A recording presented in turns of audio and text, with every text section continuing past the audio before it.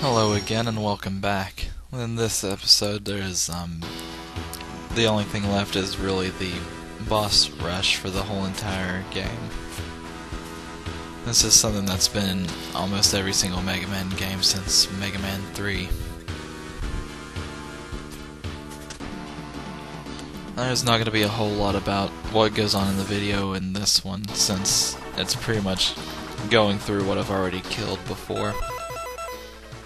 Instead, what I'll kind of do is just kind of talk about my general thoughts about the game.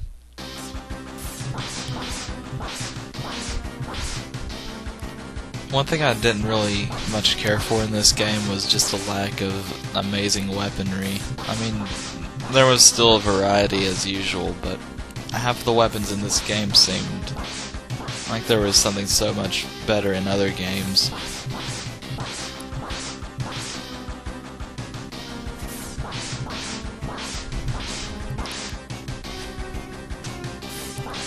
And the bosses like this one, sometimes you can run into a few bosses on the older ones that you couldn't quite kill by yourself.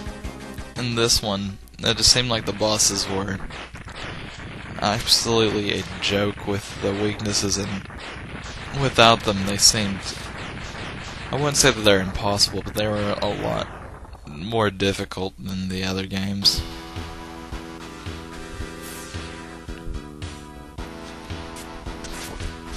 One thing I really did like about this one, I mentioned this in an earlier video, is I really like the locales in this one. I like all the various different levels and stage layouts. That's one thing that I thought that this game did really well.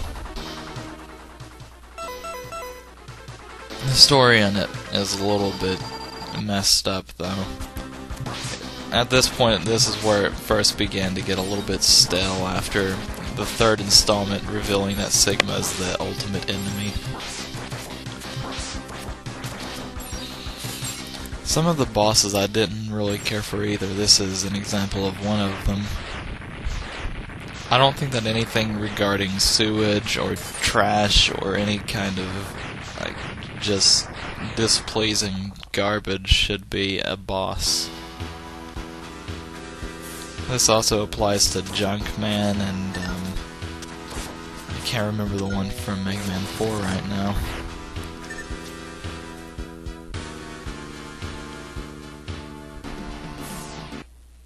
One thing I did like about this one as well was the chips attachment system with the like this golden chip that I'm using right now, or like all the individual chips just by themselves even.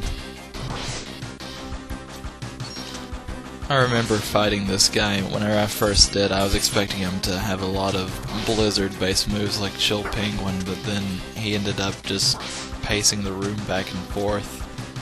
And if you think about it, he only has two real moves that even relate to ice or blizzard of any kind. And I never did understand why his weakness was bees out of all things.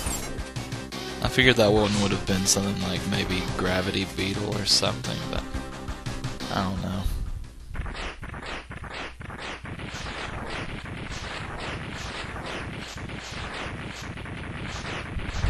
I can't really say that I liked many of the ideas or the creative bosses in this either. I mean, they were different, but it just seemed kind of stale compared to the previous two installments of Mega Man X.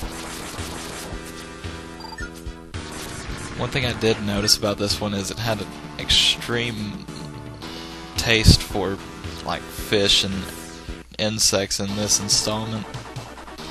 You get two type of fish bosses in this, and then you get a beetle and a hornet.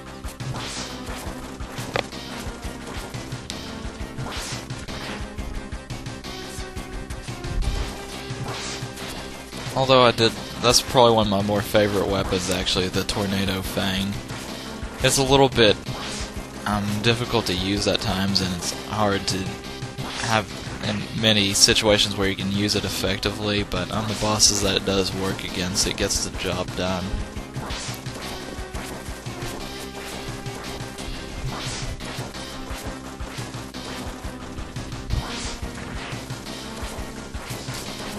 got into a real good groove on this boss. I'm just sitting there dancing back and forth with the drills.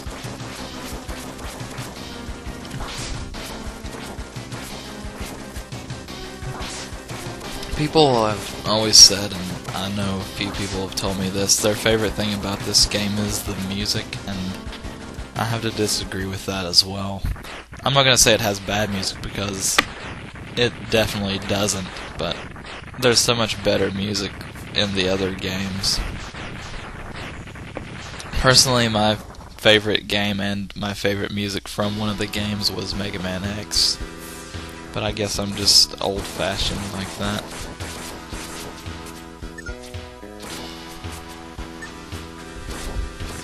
I'm beginning to wonder if they're going to make a 10th installment to the X series, because they've already made Mega Man 9 and taken that back to an 8-bit time.